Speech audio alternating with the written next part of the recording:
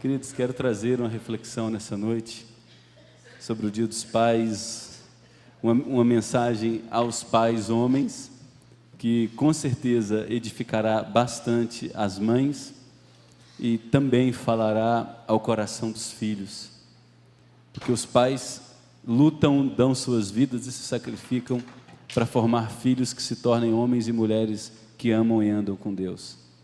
Se eles não conseguem alcançar esse objetivo, sua paternidade se torna extremamente frustrada. Não é em vão que nós temos muitos pais que nessa noite choram por ver seus filhos indiferentes, apáticos, longe dos caminhos do Senhor. Eles sentem que fracassaram em sua missão, porque nós podemos dar o melhor para os nossos filhos, dar uma casa confortável, uma boa formação cultural, dar a eles condições de se destacarem no mercado de trabalho, a fim de que eles façam boas viagens, morem num lugar confortável. Mas se os nossos filhos não amam a Jesus Cristo como seu tesouro de maior valor, nós como pais nos frustramos, porque sabemos que os nossos filhos se tornarão os homens e as mulheres mais infelizes de todo o mundo. Paulo já havia dito que se nossa esperança se resume somente a esta vida, nós somos os mais infelizes de todos os homens. Então nessa noite eu espero trazer algumas orientações, que eu também luto, baseado na palavra, para aplicá-la no meu dia a dia, e oro a fim de que Deus visite os meus filhos com a graça da eternidade no coração, para que eles se identifiquem com Deus como um dia eu me identifiquei. Nós influenciamos os nossos filhos, mas nós não conseguimos salvar os nossos filhos. A fé, numa certa perspectiva, é individual. Embora seja vivida no ambiente familiar, a influência dos pais gera um grande impacto sobre os filhos. Há um determinado dia onde eles precisam assumir quem são, ou andam com Deus, ou viram as costas e seguem o seu caminho rumo à morte e destruição. Eu espero que esta segunda opção jamais alcance nenhum dos filhos dessa igreja, embora isso seja bem possível, porque Adão e Eva jamais sonharam que um dia teriam um filho chamado Caim, que fez o que fez contra seu irmão. Então eu quero trazer algumas recomendações para a criação de filhos. E por criação também eu sugiro a gente usar o sinônimo treinamento, porque em Efésios capítulo 6, Paulo dá uma orientação aos pais: pais, criai os seus filhos na disciplina e na admoestação do Senhor. A palavra criar em Efésios 6 significa você pegar uma criança imatura pela mão e conduzi-la por vários caminhos ao longo da jornada, a fim de que no decorrer da caminhada ela vai experimentando amadurecimento. Então criação de filhos tem a ver com treinamento, com você abrir a cabeça do seu filho, se fosse possível, isso aqui é uma linguagem figurada, e colocar dentro daquela cabeça a vontade de Deus, os desígnios de Deus, moldar o coração e a mente dele para que ele e ela pensem biblicamente a respeito de Deus. Então eu quero dar umas dicas para a criação e treinamento dos nossos filhos. Primeiro vamos relembrar alguns rápidos princípios bíblicos a respeito de filhos e crianças. Em primeiro lugar, os nossos filhos são herança do Senhor. Muitos pais têm experimentado filhos como maldição, filhos que se rebelam, filhos que dão muito trabalho, filhos revoltados, filhos resilientes, filhos resmungões, filhos ingratos, filhos que os abandonam. Mas a Escritura nos diz no Salmo 127, que herança do Senhor são os filhos, o fruto do ventre da mulher, o grande galardão que um pai e uma mãe pode ter. Segundo princípio rápido e geral, é que filhos precisam de cuidado, treinamento e ter o caráter moldado. Não imagine que aquele bebezinho que nasceu é uma entidade neutra, uma tábula rasa, como o filósofo Descartes já havia dito no século 17. Não, os nossos filhos já nascem com o DNA da serpente correndo em sua veia. Já amam o pecado, são filhos do mal, pecam por natureza desde a mais tenra idade. Tanto é que quando você tem um filho, chega à fase dos 2, 3 anos, as disputas de poder dentro de casa se intensificam. Se você tem ainda irmãos mais ou menos na mesma faixa etária, é um caos, brigam por tudo, são capazes de cometer verdadeiras atrocidades um contra o outro. Não confiem em seus filhos como anjinhos que Deus te deu. Eles precisam ser moldados, confrontados, ensinados e treinados. Precisam de cuidado, de proteção, de um adulto maduro para mostrar-lhe o caminho no qual deve andar. Em terceiro e último lugar, nossos filhos são descendentes de Adão, marcados pelo fator pecado. Nenhum de nós nasceu neutro nessa vida. Nossos filhos podem trazer a todos nós diversas possibilidades. A primeira delas é que eles podem ser fonte de grande alegria, ou também nos marcar com muita tristeza. Basta nos lembrar de alguns exemplos bíblicos, como Caim e Abel. Filhos que nascem do mesmo ventre, recebem a mesma dedicação de afeto, carinho e cuidado de seus pais, o mesmo investimento em espiritualidade, mas chega um determinado momento, um dos filhos se identifica com a semente da serpente, se identifica com o próprio diabo e se torna Caim, adversário do seu irmão, amargurado contra seu irmão, porque antes de estar amargurado contra o seu irmão, estava amargurado com Deus. Amargurado com Deus, distancia-se tanto do bem, que é capaz de cometer o que cometeu, degolou o pescoço de seu irmão. Nós temos nas Escrituras o exemplo de José e seus irmãos. Eu tenho certeza que nenhum de nós gostaria de ser Jacó naquele momento. Você tem 11 filhos, você ama um filho, você deseja que os irmãos se deem bem, mas os irmãos não engolem o outro mais novo. Eles têm um ciúme claramente evidenciado. Chega um determinado momento que aqueles irmãos chegam com a notícia de que o filho mais novo desapareceu. Você não sabe como pai, mas lá na frente descobre que foram seus irmãos, os irmãos mais velhos, os 10 primeiros filhos, que atentaram contra a vida do próprio irmão. Em toda família pode existir um Caim, pode existir um Abel, pode existir um José, como pode existir alguém que se identifique como irmão de José. Não é incomum nós encontrarmos irmãos que são verdadeiramente doentes de ciúme de seus outros irmãos. Acham que seus pais lhe dão mais amor, lhe dão mais cuidado, lhe dedicam mais atenção. Não conseguem compreender as manifestações da graça e os sacrifícios que seus pais fazem por eles. Se amarguram e gradativamente se distanciam. Nós temos ainda o exemplo de Esaú e Jacó, gêmeos. Jacó, um cara que nasce e cresce com o coração às avessas, mas lá na frente se converte. E Esaú, que nasce bem, cresce bem, lá na frente se perde. Essa é uma outra possibilidade que nós não desejamos. Nós desejamos que, caso os nossos filhos nasçam e cresçam, andando em caminhos tortos, que lá na frente se convertam, como aconteceu com Jacó. Nós não desejamos que os nossos filhos nasçam e cresçam bem e tenham um final trágico como Esaú teve. Por isso precisamos ficar muito atentos, com os joelhos no chão, porque em grande sentido, o sucesso dos nossos filhos não depende de nós. Embora nós nos esforcemos muito, nos dediquemos muito, os aconselhemos muito, nos sacrifiquemos muito, o sucesso dos nossos filhos depende da graça de Deus se manifestar, transformando o coração endurecido deles, assim como Deus tem transformado o nosso.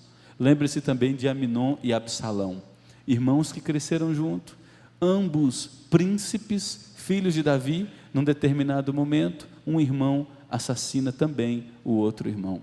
Filhos também podem dar uma bela continuidade à história de seus pais. Lembre-se de Isaque e Salomão. Isaque, filho de Abraão, cresceu e amou a Deus como seu pai Abraão amou. Ah, como seria belíssimo se todos os pais que me ouvem nesse momento tivessem o privilégio de ver seus filhos chegar na adolescência, identificados com Deus, amando a igreja de Jesus Cristo, amando as Escrituras, amando a intimidade com a oração e buscando conhecer a Deus. Esse é o maior presente que nós, como pais, poderíamos receber das mãos de Deus. Lembre-se de Salomão. Ele pega o reino de Davi, relativamente estabelecido, consolida o reino e amplia os negócios de seu pai. Há filhos que são verdadeiros tesouros para os seus pais. Pegam os negócios familiares, tratam daquilo com responsabilidade, se dedicam e os negócios progridem. por outro lado, há outros filhos que pegam os negócios depois da morte dos pais, ou com a velhice dos pais, e destroem tudo que os pais gastaram uma vida para construir, ou às vezes 2 a 3 gerações para construir. Por fim, lembre-se também que filhos são flechas. E essa não é uma notícia muito boa para algumas pessoas que gostaria de ter os filhos como aqueles bebezinhos perto, debaixo das asas o tempo todo. Seus filhos vão voar. Prepare-se para vê-los crescer, prepare-se para vê-los bater asas, prepare-se para vê-los alçar seus voos e construir sua própria história. Há diversas fases que os nossos filhos passam, e eu chamo aqui de até o desmame. A primeira eu gosto de chamar de completa dependência, que vai até os 2 anos de idade, quando a criança não sabe identificar a diferença dela como ser humano de sua mãe. Para a criança, na cabeça dela, ela e sua mãe são um só corpo. Ela depende do leite da mãe, dos seios da mãe, do colo da mãe, do cuidado do pai, do abraço do pai, da segurança do pai. Começa a engatinhar, precisa do suporte o tempo todo. É a fase de completa dependência. Aí depois que passa os 2, vai até os 5 anos, começa a disputa de poder que se acentua. As birras, ensinar, quer pôr o dedo na tomada, as respostas, algumas falas de confronto, as manhas. Depois nós temos a fase da graça, que é aquele período belíssimo. Se você teve sucesso até os 5 para 6 anos de idade, em ser firme com seu filho, ensinar-lhe verdades, dedicar-se a ele e a ela, para que o caráter fosse formado, quando chegar na fase dos 6 aos 11 para 12 anos, seu filho e sua filha darão verdadeiro prazer a você. Será aquela doçura, papai, mamãe, deitar no seu colo, te abraçar, te beijar, gostar de estar com você, sabe, é uma fase deliciosa. E aí de repente tudo muda. Dorme uma noite, acorda no outro dia, parece que o alien, o 8º passageiro, entrou no coração do teu filho, já amanhece mal-humorado, mal-humorada, sem querer papo com ninguém, conversa com ninguém, é o patinho feio da família, não é grato por nada. E às vezes, essa fase passa dos 20 anos, porque os nossos filhos têm demorado para amadurecer. Nós temos hoje homens que estão chegando na casa dos 26, 28 anos, 30 anos, que não saíram da casa da mamãe, jogando videogame, 3 horas da tarde com bermuda e chinelo no pé, o marmanjão. Não estou falando nada contra videogame aqui não, eu não jogo, eu não aprecio, mas há homens que têm dificuldade em se recusar a amadurecer, crescer, enfrentar os desafios, sair de casa, alçar seus voos, assumir suas responsabilidades. Há homens que chegam aos 29 anos, você menciona a palavra casamento, ele quer fugir disso como o diabo foge da cruz, porque ele não quer sair debaixo do amparo e proteção do papai e da mamãe. Então a adolescência tem se estendido. Nós temos hoje muitos filhos que são adolescentes na fase adulta, quando deveriam ser homens, são crianções. E aí é aquela dificuldade toda. Depois, essas idades aqui são relativas, é o processo de independência que se acentua.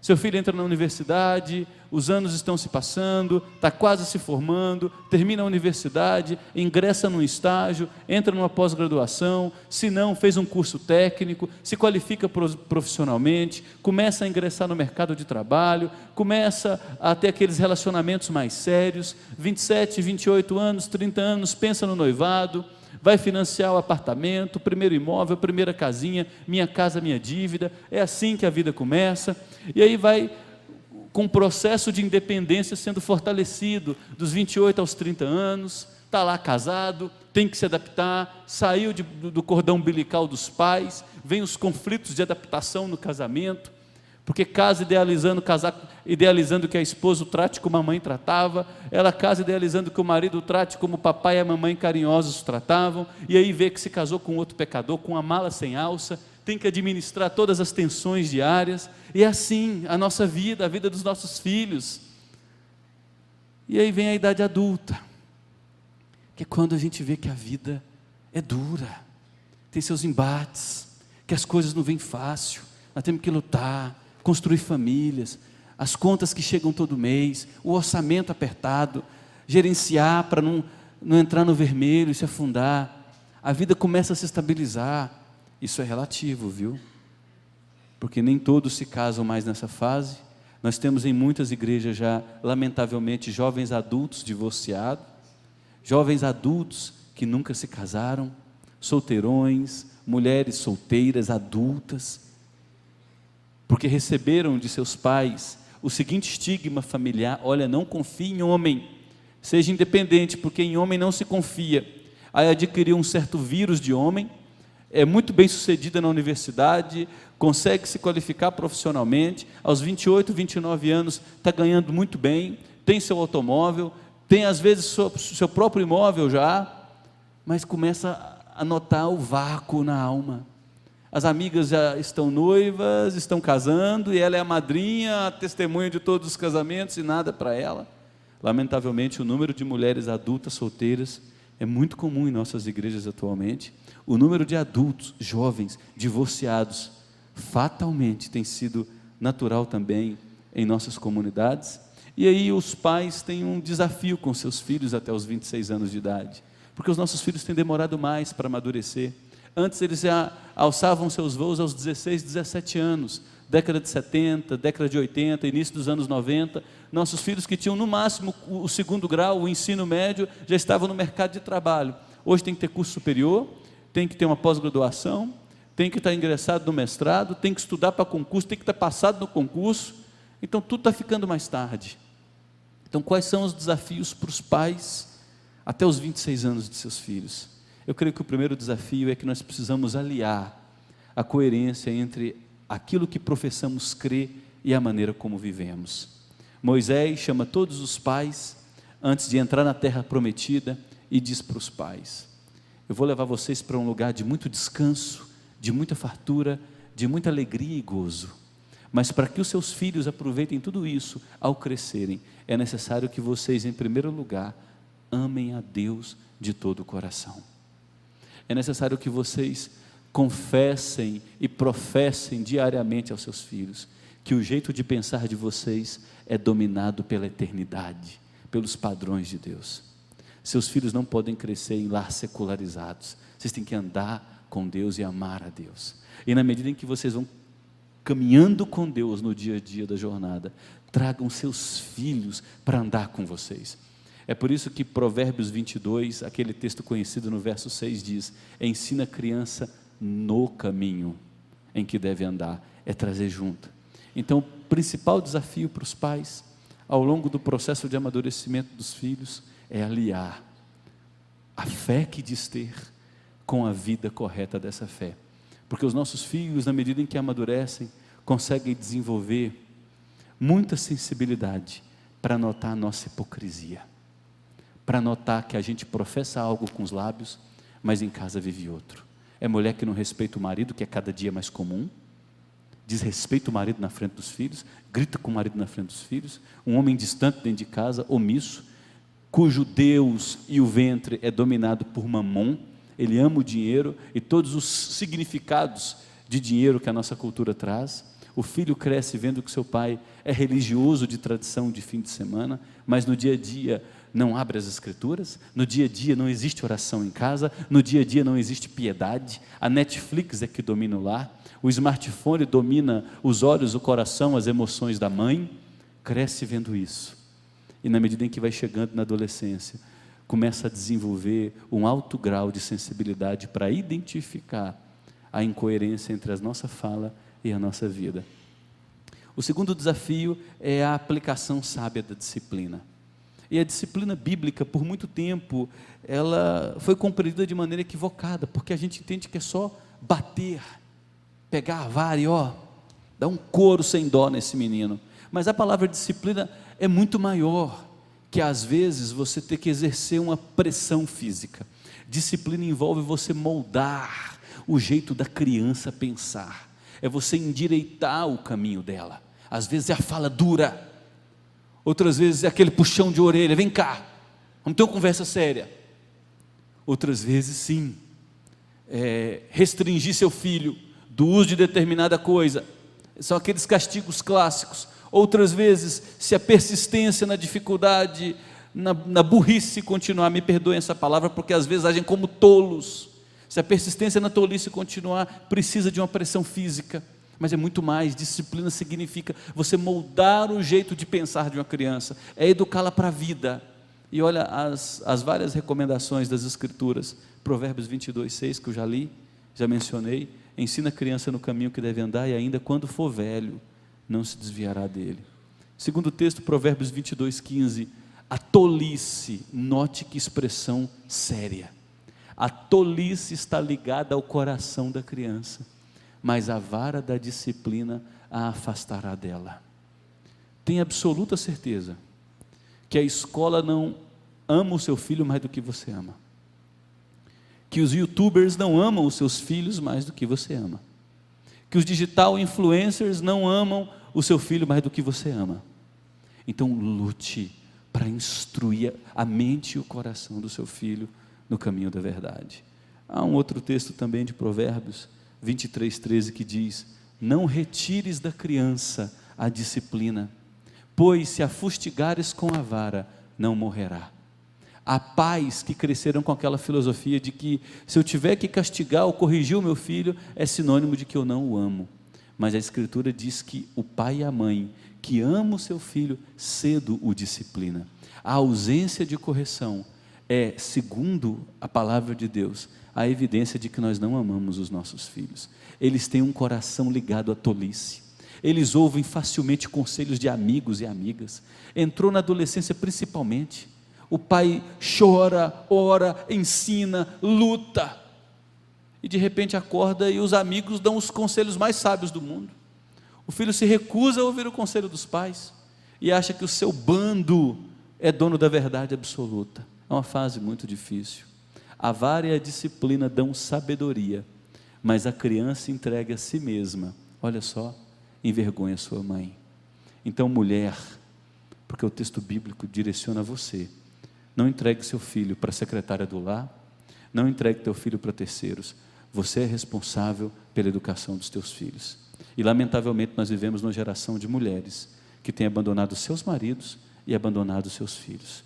Nós precisamos do resgate da feminilidade bíblica, da maternidade segundo as Escrituras. Há filhos crescendo órfãos de mães vivas. Voltem para dentro de casa, voltem os afetos para os seus filhos. Quando vocês estiverem em casa, estejam disponíveis para ajudar os seus filhos. Eles precisam de vocês, mães. E por fim, nós temos Provérbios 13:24 que nos diz: o que retém a vara, olha só, o que retém a vara aborrece o seu filho, mas o que o ama cedo, é desde pequenininho, o disciplina, corrige seu jeito de pensar. O outro desafio dos pais até os 26 anos é que eles devem proteger os filhos de si mesmos e das influências hostis. Eu coloquei o texto de Provérbios, capítulo 1 até capítulo 5, porque o livro de Provérbios foi escrito por vários sábios de Israel, para serem usados na escola de Israel, no século 9, 8, 7 e 6 antes de Cristo. Os meninos iam para as escolas, e os homens sábios, e os pais, iam ensinando os princípios de Provérbios para os seus filhos, a fim de que crescessem pessoas maduras. Provérbios ensina a viver. Olha para a formiga se você é preguiçoso, veja que ela trabalha no verão duramente, quando chega o inverno, ela tem reservas. A velhice vai chegar, essa flor da idade vai passar rapidamente, as flores vão cair, vai murchar, vai secar, virá os dias do cansaço. Então trabalhe, tenha prudência, reserve, porque a velhice vai chegar para ti, como chegou para os teus pais, para os seus avós e para aqueles que se foram. Note o que Provérbios segue ensinando. O capítulo 3 é belíssimo, é um homem maduro andando com um filho, no meio de uma rua, mais ou menos naquela região atrás das concessionárias de Anápolis, e dizendo: está vendo? Olha só, batom bonito, vestido, cuidado, olha para você com um jeito encantador, os caminhos são para a morte, rapidamente quer te levar para a cama, lábios sedutores, cuidado com a sexualidade fácil, cuidado para você não entregar teu coração à lascívia. E como nós vivemos hoje também, um período onde há pessoas viciadas numa sexualidade corrompida, porque antes década de 70, 80, início dos anos 90, era muito difícil você consumir pornografia. Você precisava ir para uma banca, aquele negócio meio escondido, porque ficava ao ar livre e era aquela vergonha toda. Hoje não. Homens e mulheres consomem pornografia e praticam o adultério com o celular nas mãos. Entram em grupos, baixam aplicativos, criam um perfil fake, se relacionam com outras pessoas porque estão infelizes em seu relacionamento, ou estão solteiros e solteiras adultas, crescem numa cultura que questiona a sua sexualidade como criada por Deus, então te estimula a ter várias experiências de sexualidade. Você começa a querer experimentar isso, não há restrições. Olha que perigo de tudo isso. E como é importante os pais desde cedo orientarem seus filhos sobre sexualidade, conversarem com seus filhos sobre os perigos da escola. Essa semana nós tivemos um embate dentro de casa. Chegou uma cartinha das férias, Aninha, para a Júlia. Imagina eu como pai: Júlia, amo você. Eu li aquilo, eu quase caí. Vai na escola no outro dia. Criança não tem esse negócio de namoro, não. A Bíblia diz: não desperteis o amor antes que este o queira. Mas a pergunta é: quem estava por trás de uma criança que ainda não sabe escrever? Quem está estimulando isso? O que essa criança está vendo? O que essa criança está ouvindo? Quais são as influências que estão impactando o coração dessa criança? Proteja seu filho. Cuidado. Entregou um celular. Porque eu estou cansado desse menino.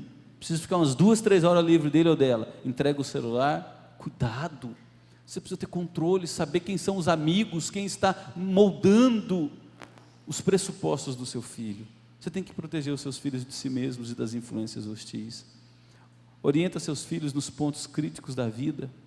O papel do homem e pai nesse momento é importantíssimo.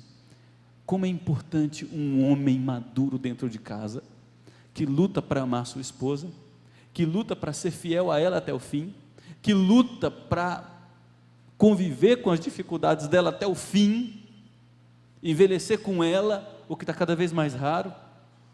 Como é importante o papel de um homem assim, que seja homem de Deus. É até complicado usar a palavra homem com H maiúsculo, porque a gente só foi chamado para ser homem de Deus. Um artigo que está cada vez mais escasso. Casamentos saudáveis, que lutam para se cuidar, para suportar um ao outro, porque todo mundo é difícil nessa vida. Envelhecer e ir até o fim, e ensinar isso para os seus filhos: estabilidade, tolerância com o outro, paciência. Errou no jeito de falar aqui, deixar os filhos verem isso: me perdoe. Deixar os filhos participarem da restauração, da reconciliação na relação, porque eles vão ter que experimentar isso mais tarde, e passar por essas etapas em sua vida. É muito importante o pai chamar o filho, a filha, em determinados momentos, e dizer: vem cá, vamos conversar. Se afasta desse amigo, está te ensinando isso aqui vai dar nisso, nisso e nisso. Tem que explicar as consequências, mostrar para onde isso vai apontar. Sabe, você tem que ser usado por Deus para já fazer meio que na mente da criança o desenho daquela caveira. Isso é tóxico, caminho perigoso, relacionamento tóxico. Instrua teu filho e tua filha, e promova a estrutura para crescimento emocional e profissional.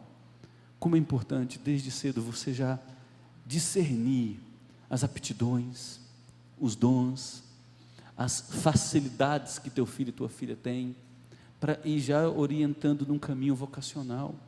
Porque nós temos hoje homens de 29, 30, 35 anos absolutamente frustrados em sua profissão, porque às vezes o pai faltou na orientação, outras vezes ele idealizava um caminho, mas não era o caminho que o filho queria. Então converse, explique, mostre as consequências de cada escolha, ajude o seu filho nessa fase onde vai definir tantas coisas profissionais em sua vida. Mas além dos pais, a Bíblia nos fala dos deveres dos filhos. E você que é adolescente e jovem, conecte-se aqui, por favor, porque tem muito filho faltando nesse momento. em Efésios 6, Êxodo 20 e Colossenses 3, há o mesmo princípio bíblico, orientado aos filhos, e não é só uma orientação, é uma ordem: filhos, honre a teu pai e tua mãe, honre a teu pai e tua mãe, honre a teu pai e tua mãe. Eu coloquei apenas um texto bíblico: obedecei a vossos pais no Senhor, e a Bíblia explica, porque isso é justo, Deus se agrada disso, Deus ordenou isso, Deus estabeleceu isso como a ordem natural da natureza. Os animais obedecem os seus progenitores, você já vê isso na natureza, os cachorrinhos que nascem, as cadelinhas, já obedecem a sua mãe, seu pai. Os animais filhotes acompanham os seus progenitores. Por que seria diferente em nós, criados à imagem e semelhança de Deus? Obedeçam seus pais, honra teu pai e tua mãe. E olha o que Paulo nos diz: a honra é o primeiro mandamento com promessa. Que promessa é essa? Tudo o que o filho fizer irá bem e será de longa vida sobre a terra. Como é que eu posso honrar o meu pai e minha mãe? Fale sempre a verdade. É lamentável você entrar na adolescência e achar que consegue enganar teu pai e tua mãe. Você pode fazer isso por um tempo, mas rapidamente as máscaras vão cair, rapidamente uma identidade feia que está se formando em você através da mentira virá à tona. Ninguém consegue usar dentro de casa uma máscara por muito tempo. Então faça uma opção pela verdade desde cedo, opte por falar a verdade. Segundo lugar, a gente honra os pais ouvindo e obedecendo os seus conselhos e comandos. É lamentável filhos que não olham nos olhos dos pais quando os pais falam com eles. É lamentável filhos que viram as costas aos pais enquanto os pais estão falando com eles. É lamentável o desrespeito praticado por filhos hoje, como se estivessem com um amiguinho. Seu pai e sua mãe não são seus amiguinhos, cuticute, amiguinho, são autoridade de Deus sobre sua vida. Deus os instituiu como autoridade que devem ser respeitados por você, honrados por você, reverenciados por você, temidos por você. E cuide de seus pais na velhice. Gênesis 47 nos mostra que na velhice, José trouxe Jacó velhinho, deu a ele terra, comida, e cuidou de seu pai até o fim. Ampare seu pai na velhice. Na semana passada para cá, a delegacia do idoso de Anápolis fez uma campanha que passou no noticiário, estimulando famílias a acolherem idosos aqui de Anápolis, cujos filhos estão vivos, mas que foram abandonados por seus filhos. Olha que lamentável. Você tem que estimular na cidade você acolher pais de outros, porque filhos vivos enterraram seus pais em seu coração.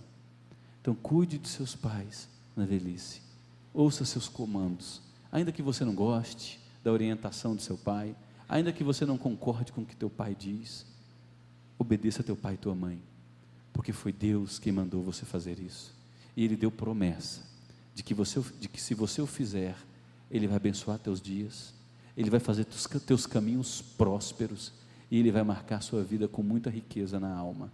Então vale a pena ouvir e se render à palavra de Deus. Caminhando para o final, eu quero trazer algumas promessas bíblicas a você, pai, e não vou deixar de fora as nossas mães, embora celebremos o Dia dos Pais. Deus deseja salvar nossos filhos.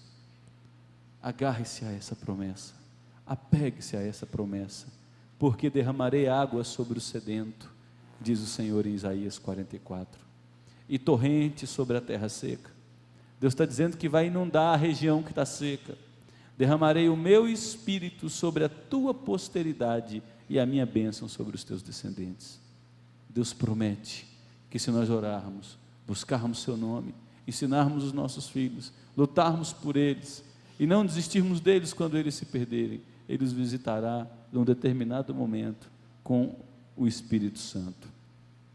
Quanto a mim, esta é a aliança com eles, diz o Senhor, o meu Espírito, olha o que Deus diz aos pais, que está sobre ti, e as minhas palavras que pus na tua boca, não se apartarão dela, nem da dos teus filhos, nem da dos filhos de teus filhos, não se apartarão desde agora e para todo sempre, diz o Senhor. promessa de Deus. Eu tenho um amigo aqui em Anápolis que é presbítero da Igreja Presbiteriana Jardim América, o Júnior. O Júnior é um policial aqui em Anápolis, um doce de homem, homem de Deus, homem de Deus. Conversando com ele, ele diz: pastor, eu não tenho direito, olha o que ele fala, eu não tenho direito de desrespeitar o legado da minha família, porque o meu bisavô plantou igrejas na Bahia, o meu avô foi presbítero em igrejas na Bahia, o meu pai andou com Deus até o fim, e eu não posso quebrar o legado da minha família, de andar com o Senhor, e virar as costas para o nosso Salvador. A promessa de Isaías 59 se cumpriu na vida desse homem. As minhas palavras que pus na tua boca, estarão na boca de teus filhos, e dos filhos de teus filhos, não se apartarão desde agora e para sempre. E quem fez a promessa é o Senhor. Uma outra promessa bíblica é de que pais justos serão honrados. Note o que nos diz Provérbios 27, o justo anda na sua integridade, felizes são os filhos depois dele. Pais que andam com Deus, que amam a Deus, que se esforçam para conhecer sua palavra, conviver com os santos e crescer na verdade, e os filhos crescem marcados por essa atmosfera celestial. A promessa de Provérbios 20 é: os filhos de um homem e de uma mulher assim são felizes. Então, pai, vale a pena andar na justiça, vale a pena falar a verdade, vale a pena pagar o preço para andar com Deus nessa geração. Pastor, mas eu passo por lutas, pastor, eu sou perseguido no meu trabalho, pastor, eu enfrento poucas e boas por ser crente. Vale a pena. Você está construindo um legado para os seus filhos, que é muito maior que a tua vida. Vale a pena andar com Deus, seus filhos serão felizes. Esta é a promessa bíblica. Uma outra promessa é que Deus deseja cuidar dos nossos filhos. Note o Salmo 103, verso 17, mas a misericórdia do Senhor é de eternidade a eternidade, sobre os que o temem, e a justiça de Deus sobre os filhos dos filhos. Deus prometeu exercer a misericórdia dele sobre os nossos filhos, porque nós, pais, assumimos um compromisso de andar com Deus e de amá-lo. Pais crentes deixam grande herança para os seus filhos. No temor do Senhor tem um homem forte amparo. E o temor de um pai, olha o que a Bíblia nos diz, é refúgio para seus filhos, porque os filhos vão crescer, vão bater asa, vão experimentar tragédias. Não adianta querer poupar. Deus tem a porção dele reservada para os nossos filhos. Experimentarão traição, desemprego, dificuldades, as fatalidades, e quando eles perceberem que não podem confiar nem em si e nem nos homens, eles precisarão descansar em quem? No Deus de seus pais. Então, quando um homem teme a Deus e mostra aos seus filhos que teme a Deus no meio da dificuldade, ele está ensinando seus filhos onde buscarem refúgio quando as dificuldades vierem sobre eles. E por fim, a conversão causa um poderoso impacto espiritual nos filhos. Paulo olha para o carcereiro que havia acabado de se converter, e ele diz: o que eu tenho que fazer? Paulo responde: crê no Senhor Jesus e serás salvo tu e tua família. Deus tem desejos de transformar o nosso lar, de mudar a nossa família. Então não desista de seus filhos, de lutar pelo seu lar. Alguns princípios finais. A maior herança que podemos deixar para os nossos filhos é o testemunho de uma vida cristã íntegra. Deixei tantos apartamentos, deixei tantos imóveis. Que bom, se você puder deixar alguma coisa entesourada para os seus filhos, vai poupá-los de muita dificuldade. Mas lembre-se, se você, depois de lutar a vida toda, não conseguir deixar nada, deixe apenas o testemunho de alguém que confiou e que andou com Deus. Já terá deixado um grande tesouro para os seus filhos. Não desista de lutar e orar por seus filhos, quando chegar os momentos desafiadores. Eles vão mentir, muitos deles vão te trair, outros vão num determinado momento se revoltar contra a fé cristã, tornar-se-ão cínicos, se rebelarão contra os ensinos da família, se aproximarão de amigos terríveis. Isso vai rasgar o teu peito. Isso vai rasgar o teu peito. Há alguns anos eu participei de uma conferência teológica sobre criação de filhos. Como eu me entristeci por aqueles pastores. Porque de 6 pastores que pregaram naquela conferência, 5 estavam com seus filhos desviados. Todos aqueles homens choraram em púlpito por verem seus filhos desviados e às vezes receberem o julgamento de um ou de outro. É pastor, não está dando conta de ensinar a sua casa, porque não é a gente que consegue salvar os nossos filhos. Então vai chegar, pode ser que chegue um momento difícil na sua vida, e quando esse dia chegar, lembre-se da parábola do filho que se perdeu. O filho se perde, mas o pai não se perde. Ele continua à porta de casa, todos os dias olhando para o horizonte, com os olhos fitos naquela estrada por onde o filho foi, esperando o seu retorno. O pai não perdeu a graça, não perdeu o amor, e não perdeu a confiança de que Deus poderia usar, inclusive situações difíceis, para trazer seu filho de volta. E quando o filho voltou, o pai celebrou e disse: vamos festejar, porque Deus deu vida para o meu filho. Não desista do seu filho.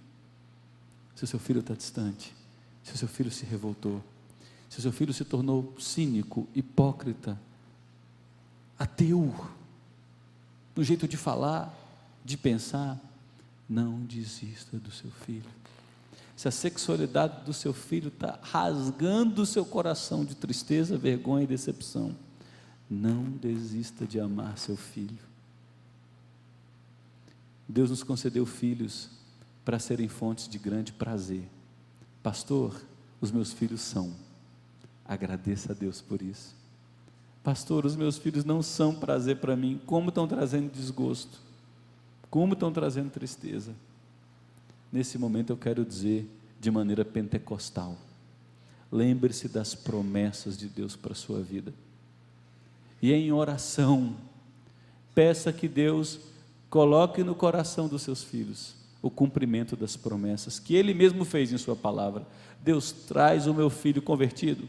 Deus, traz o meu filho amando o Senhor. Deus, traz o meu filho dedicado a Ti. Deus, traz o meu filho arrependido. Deus, traz o meu filho quebrantado. Deus, traz o meu filho transformado por Ti. Deus, faz tudo no meu filho, porque a Tua palavra me garante que se eu andar contigo, o Senhor me dará filhos felizes, prósperos, e eu creio em Ti. Usa inclusive as dificuldades para moer o meu filho, colocar na boca dele no pó e fazê-lo conhecer o Senhor.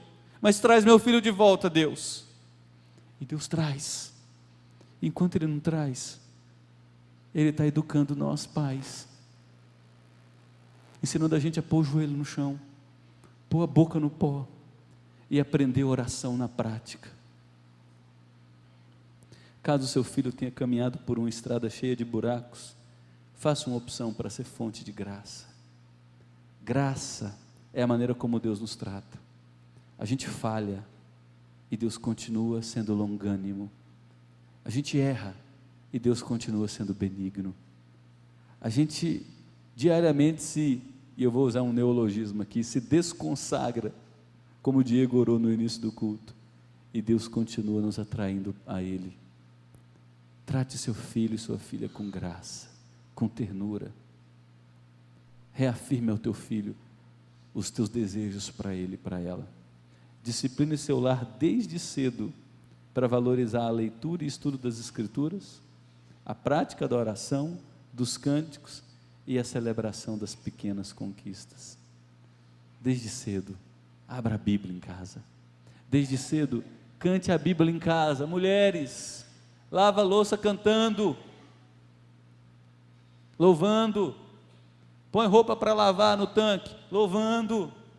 Marido, está dando suporte em casa? É aquele sábado à tarde, o dia de jogar água e rapar tudo. Louve. Põe lá na caixinha Bluetooth os cânticos espirituais. Deixe seus filhos saberem que você ama a Deus. Está em viagem de férias, reúne todo mundo. Faz o culto. Oração de gratidão. Chegou o fim de semana, uma semana vencida. Faça o culto, abra a Bíblia. Deixa teu filho te ver orando, deixa teu filho te ver com a Bíblia aberta. Eu tenho aqui no meu tablet mais de 200 versões da Bíblia, um monte de idioma. Mas eu optei em pegar a Bíblia de papel e deixar em vários pontos da minha casa, lugares estratégicos, para eu abrir, ler, e eu estou orando, Deus, que isso de alguma maneira impacte os meus filhos, volte a ler a Bíblia em casa, e celebre as conquistas, lute para ganhar o coração de seu filho quando chegar a época de viver em bando, não deixa ele ir embora facilmente com os amigos, não. Abra a tua casa para receber os amigos e as amigas. Meu filho, eu sei que você vai ter amigos, vai ter amigas, mas eu quero que você saiba que você pode tê-los aqui em casa. Vou fazer churrasco para vocês, vou organizar um jantar para vocês, pode trazê-los para dormir aqui em casa, pode trazê-los para passar uma noite jogando videogame aqui em casa, eu vou fazer uma pipoca para vocês, vou fazer uma pizza para vocês. Traz seus filhos, os amigos dele para perto de você. Ganhe o coração dessa moçada. Nós somos o povo do Evangelho, que tem uma mensagem de boas novas para ensinar para o mundo. A gente tem a vida de verdade para viver. Vive essa vida de verdade na presença de seus filhos. E por fim, e não menos importante, e com certeza não menos importante, eu nem sei em que ordem colocar isso, talvez colocaria isso em primeiro lugar: tenha um bom casamento. Se você tiver um bom casamento, olha, grande parte dos seus problemas com seus filhos foram resolvidos. Tenha um bom casamento. Isso inspirará o seu filho mais do que você imagina.